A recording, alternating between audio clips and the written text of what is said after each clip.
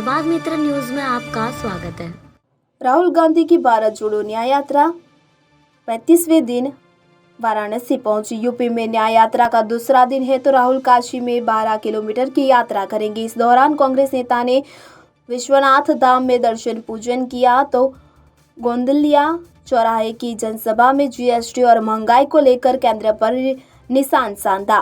Rahul corona गांव में lunch करेंगे। उनके साथ सीनियर लीडर जयराम रमेश, कांग्रेस प्रदेश अध्यक्ष अजय राय समेत कई नेता है। चंदौली में राहुल ने देर रात बीएचयू के 25 प्रोफेसरों और छात्रों के डेलीगेट्स ने मुलाकात ली तो राहुल ने आईआईटी बीएचयू गैंगरेप मामले पर चिंता जताई। चंदौली में जनसभा के दौरान राहुल ने कहा था कि देश में जो नफरत और हिंसा फैला रही है उसका कारण अन्याय है। किसान युवाओं के साथ सामाजिक और आर्थिक अन्याय हो रहा है। पाकिस्तान पर बोलेंगे पर महंगाई बेरोजगारी पर नहीं बोलेंगे, क्योंकि ये आपके नहीं आवानी के है। साल हुए मैं भारत जोड़ो यात्रा पे कन्याकुमारी से कश्मीर तक पैदल गया। 4000 किलोमीटर। भैया सीआरपीएफ वाले थोड़ा रिलैक्स करो भाई, शांत हो जाइए आप भैया, शांत हो जाइए प्लीज। तो 4000 किलोमीटर मैं पैदल चला। हजारों लोग हमारे साथ। इसको खींचो मत, हेलो खींचो मत इसको। 4000 किलोमीटर हम चले, हजारों लोगों से मिला और आपने देखा होगा कि लाखों लोग उस यात्रा पे चले। यात्रा में कोई गिरता था, धक्का लगता था, जैसे अभी लग रहा है, कोई गिरता था, एकदम भीड़ उसको उठा लेती थी, भीड़ उसकी रक्षा करती थी। किसान आए, मजदूर आए, व्यापारी, छोटे व्यापारी आए, बेरोजगार युवा आए, उन्होंने अपनी बात रखी। उनके दिल में जो दर्द था, उसके बारे में उन्होंने मुझसे अकेले मिलकर, क्योंकि होता क्या था, बड़ी सी भीड़ थी, भीड़ के बीच में मैं चल रहा था और मेरे चारों तरफ थोड़ी जगह होती थी तो उसमें लोग आ जाते थे, जैसे आजकल हम यहां जीप में कर रहे हैं। तो आते थे और कहते थे, छोटे व्यापारी कहते थे, हमें डर लगता है, कल का नहीं पता क्या हो जाए। ऐसा माहौल बन गया है।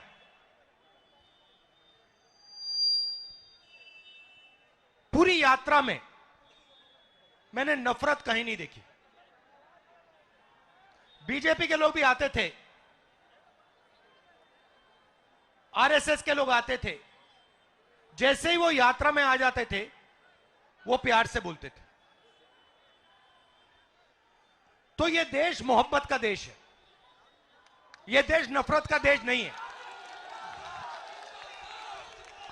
और ये देश जब भी मजबूत होता है, ये जब भी मजबूत होता है जब ये एक साथ मिलकर काम करता है। जैसे कोई भी परिवार में, आपका नाम क्या है? बलिया से प्रभात सिंह जी।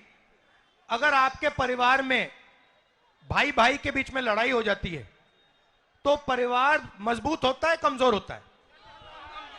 बोलिए बोलिए। कमजोर होता है, कमजोर होता है। तो अगर देश में भाई भाई से लड़ जाए तो देश मजबूत होगा, कमजोर होगा? कमजोर होगा। तो सबसे बड़ी देशभक्ति क्या होती है? देश को एक साथ करना, एकजुट करना। तो देश को एक साथ करना, एकजुट करना, जोड़ना ही इस देश की देशभक्ति है। और सुनिए, देखिए, अजीब सी बात थी। इस देश की मैं आपको शक्ति बताना चाहता हूं। जैसे अभी मैं यहां आया, मंदिर में मैंने मत्था टेका, गंगा जी का प्रणाम करने आया हूं मैं। उसके सामने, गंगा जी के सामने मैं यहां अहंकार से नहीं आया हूं। मैं सिर झुका के, सिर नीचे झुका के ऐसे मैं गंगा जी के सामने आया हूं। वैसे ही जब मैं भारत जोड़ो यात्रा में चल रहा था, मैं सिर झुका के जो भी मेरे सामने आता था, मैंने अपनी टीम को कह दिया, आप इनसे पूछिए। भारत जोड़ो यात्रा से पहले इन्होंने मुझे पूछा, राहुल जी हमें करना क्या है। मैंने उनको कहा, देखो यात्रा में बहुत सारे लोग मुझे मिलने आएंगे, गरीब लोग आएंगे, अमीर लोग आएंगे, सब के सब लोग आएंगे, सब बोलेंगे। जो भी आएगा उसे ऐसा लगना चाहिए कि मैं अपने घर आया हूं, अपने भाई से मिलने आया हूं, और प्यार से उसको अंदर उसकी मुलाकात होनी चाहिए और प्यार से वो बाहर जाए। तो जब हम ये कर रहे थे, सुनिए भाई शांत हो जाए, जब हम ये कर रहे थे, अरे भाई आ रहा हूं, नाम क्या है तुम्हारा? हाँ राहुल है नाम, तुम्हारा नाम राहुल है? आ जाओ ऊपर, आ जाओ, आ जाओ, आ जाओ ऊपर, आ जाओ राहुल। तो जब हम चल रहे थे हमें कोई थकान ही नहीं हुई। सुबह 6 बजे शुरू, शाम के 7 बजे खत्म होती थी, 12 घंटे चलते थे, कोई थकान नहीं। क्यों? क्योंकि देश की शक्ति हमारे साथ उस यात्रा में थी। क्या नाम है तुम्हारा? नाम क्या है तुम्हारा? यहां बैठ जाओ, आ जाओ ऊपर, आ जाओ। अरे आ जाओ भाई, बैग तो छीनेंगे वो, उनको भी अपना काम करना है। यहां बैठ जाओ। अब देखो ये, अब एक राहुल दूसरे राहुल से बात करेगा। अब देखो देश में जो नफरत फैल रही है उसका मैं आपको कारण दिखाता हूं। राहुल, आप कितने समय से रोजगार ढूंढ रहे हो? सर हम 2018 में इंटर का एग्जाम दिए हैं। मगध यूनिवर्सिटी में 5 साल में 3 साल का ग्रेजुएशन 5 साल में करवाया, अभी तक भटक रहा हूं। और यूपी पुलिस का एग्जाम देने आया हूं। यूपी में 65 लाख यहाँ का फॉर्म गया है, सीट है मात्र 60,000। एएलपी में वैकेंसी आया मात्र 5600, सीट खाली है अभी वैकेंट में 80,000। सारे बेरोजगार छीन रहे हैं हम लोग को। हम लोग छात्र पढ़ रहे हैं 20 साल से, क्या करेंगे आगे? अच्छा एक बात बताओ, तुमने कॉलेज गए, यूनिवर्सिटी गए? यस सर, ग्रेजुएशन है, अभी पीजी कर रहा हूँ मगध यूनिवर्सिटी से। अच्छा, आपने इसमें कितना पैसा डाला है? क्या सर? मगध यूनिवर्सिटी कितना खर्चा किया पढ़ने में, पढ़ाई में? शुरुआत से लेकर आज तक कितना पैसा दिया आपने? पटना में पापा ने, आपके पापा ने? शुरुआत से तो काउंट ही नहीं कर सकते हैं सर, 5 साल से तो पटना में रह रहे हैं। मगर कितना? हर मंथ 5,000 लगता है वहाँ सिर्फ रहने खाने में, कोचिंग छोड़कर। तो कितने रुपए लगा दिया आपने इसमें? बहुत क्या, 5 से 10 लाख रुपए। ऐसे एक भाई है, हम तो ऐसे हमारे जैसे कितने लोग हैं, एक अगर हम एक ही भाई थोड़ी है ना सर, घर में बहुत सारे लोग पढ़ने वाले रहते हैं। तो आपने 2-3 लाख रुपए तो लगा दिए होंगे इसमें? उससे ज्यादा, उससे 5 गुना ज्यादा। 10 लाख रुपए लगा दिए होंगे? हम आराम से, अभी बचपन से आराम से हो गया। तो आपने 10 लाख रुपए रोजगार पाने के लिए लगाए थे? Yes sir. और अब आपको पता लगा कि 10 लाख रुपए प्राइवेट कॉलेजेस ने, यूनिवर्सिटी ने आपकी जेब से निकाल लिए और रोजगार नहीं मिल रहा है? नहीं मिल रहा है। नहीं मिल रहा है। आपको क्या लगता है कितने सालों में मिलेगा आपको रोजगार? एक दिल की बात बताना चाहता हूं सर। जैसे पहले, आज के 1 से 2 साल पहले, आपके भारत न्याय जोड़ो के यात्रा के पहले कांग्रेस को लोग विलुप्त मान चुका था। आपने, हम कांग्रेस के कार्यकर्ता नहीं हूँ, मैं इस देश का छात्र हूँ, तो उस देश के नाते बोलना चाहता हूँ। आज के 1 से 2 साल पहले कांग्रेस को लोग हल्के में ले रहे थे, क्योंकि बीजेपी का मुकाबला नहीं सब कर सकता था। लेकिन उसके बाद जैसे आपकी भारत जोड़ो की यात्रा स्टार्ट हुई है, लोग आपको मैच्योरिटी से, गंभीरता से लेते हैं। नहीं सुनो, वो सब ठीक है, मगर अभी हम बेरोजगारी की बात कर रहे हैं। हाँ, तो आपसे उम्मीद, पूरा बात सुनिए ना सर, आपसे पूरा लोगों को उम्मीद है, बिहार के पूरा लोगों को उम्मीद आपसे, हम जहां तक हम सुन के पाते हैं आपसे इस बार के इलेक्शन में पूरा उम्मीद है, और चाहते हैं नरेंद्र मोदी की सरकार बदले और छात्र बेरोजगारों को हित। अच्छा, अब एक बात बताओ, आपको नोटबंदी से फायदा हुआ? नहीं सर, कोई फायदा नहीं हुआ। नोटबंदी से क्या फायदा होगा हमें? अच्छा नोट, अच्छा थैंक यू ब्रदर, धन्यवाद। अच्छा नोटबंदी से यहाँ किसी को फायदा हुआ? बैग सर दिलवा दीजिए, बैग सर। कर रहे बैग मिल जाएगा, बैग मिल जाएगा, अभी देंगे। ठीक है, तो देश में दो सबसे बड़े मुद्दे हैं। कौन से मुद्दे हैं? बेरोजगारी और दूसरा बेरोजगारी और अब जहां भी देखो आपको दो हिंदुस्तान दिखेंगे, एक अरबपति वाला और एक गरीबों का हिंदुस्तान। सही? अब देखो ये मीडिया वाले, ANI वाले, ये सब टीवी पकड़े हुए हैं यहां पे, इनको देखो,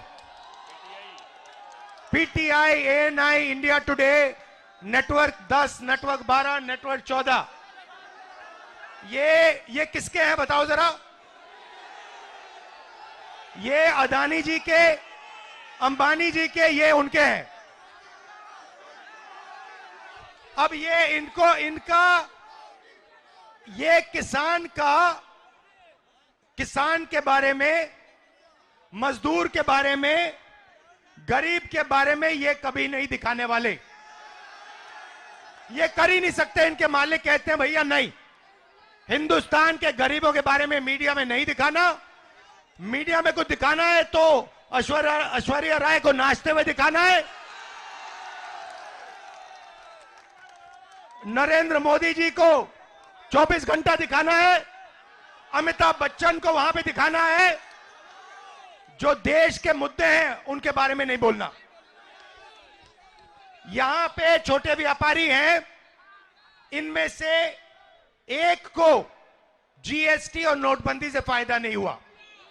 यहां एक नहीं है जिनको नोटबंदी और GST से फायदा हुआ, मगर नोटबंदी और GST और जो इनको कष्ट उठाना पड़ रहा है, इसके बारे में मीडिया में, ANI में आपको कभी नहीं दिखाई देगा, हो ही नहीं सकता।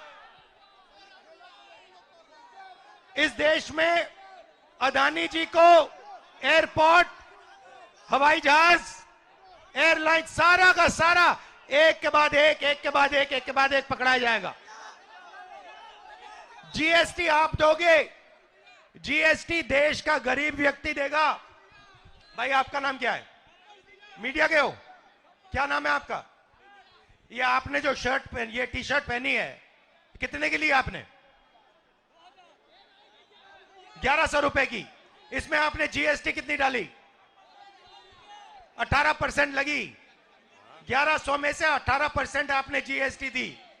अब अगर आपके मालिक जो अरबपति हैं, अगर वो यही शर्ट खरीदते तो वो कितनी GST देते? लाखों में देते। जितनी आपने दी उतनी देते, 18% देते।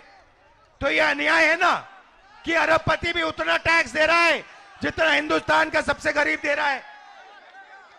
तो इसीलिए भारत जोड़ो यात्रा में हमने अन्याय शब्द जोड़ दिया।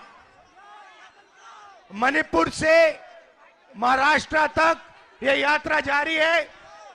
आज हम उत्तर प्रदेश में हैं। आपने इतनी शक्ति हमें दी, इतनी मोहब्बत दी, इसके लिए दिल से आपका धन्यवाद करना चाहता हूं। आप सबका बहुत बहुत धन्यवाद। नमस्कार, जय हिंद।